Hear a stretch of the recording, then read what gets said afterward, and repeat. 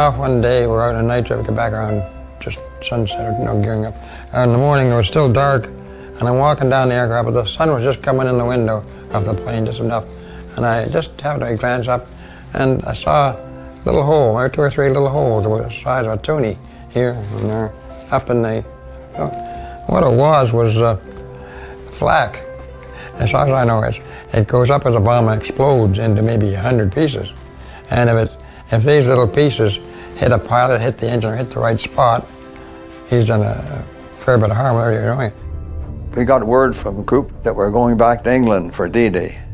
I guess the 5th of June, we were called over to the commander's office, and he was giving a briefing on tomorrow morning, boys, is when we go. And it was a big day, really big day. We weren't prepared to see the number of ships and aircraft and gliders that they saw that stretched from coast to coast. You could easily make out what was happening on the beach. They were putting people off in when it should be shallow and deep, and they're going underwater with the tanks and troops with their gear on. But other than that, there were lots of good things, and the landing was a success. But there were a lot of suffering from it. From the Azores to England, you flew from there up to the southern tip of England.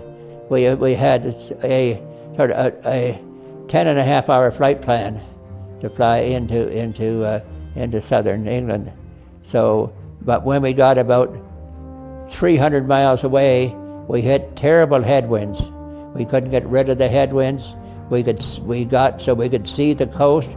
Our gas tank meters were reading 0, and we were just bouncy. So we finally got into the tip there, and we saw a runway, and we said, "Oh God, that must be St. Magan." And the tower gave us a green light, which is a normal thing when you had lots of communications. They use red lights and green lights. We managed to land on the airstrip, and then as the tail came down, the little bit of fuel left there, our engines cut out. And then when we landed, they said, "You're not at St. Magan, you're at St. Evel." And so luckily we said, "Well, we're out of fuel. Somebody come out and tow us." You aren't entitled to your own airplane until you put in about 30 ops.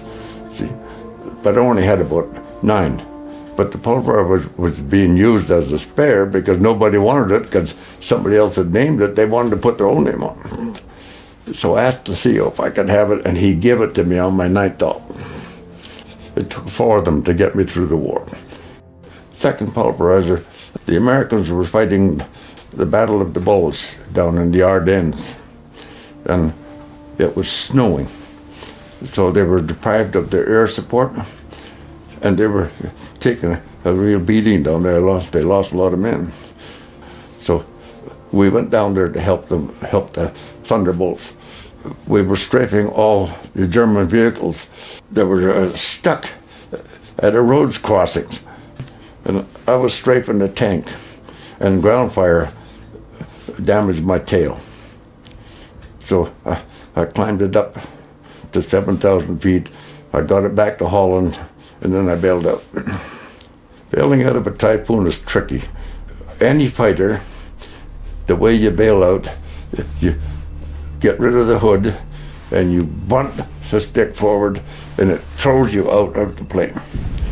But when you don't have a tail, you can't do that. So I had to eject the side and the roof. And I laid down on my side onto the wing and slid down the wing so I wouldn't hit the tailplane. So that was a tricky bailout. I was hit 6 times, but I was never hit personally. I can't remember anybody that was hit personally. No, it was always the airplane that got the beating.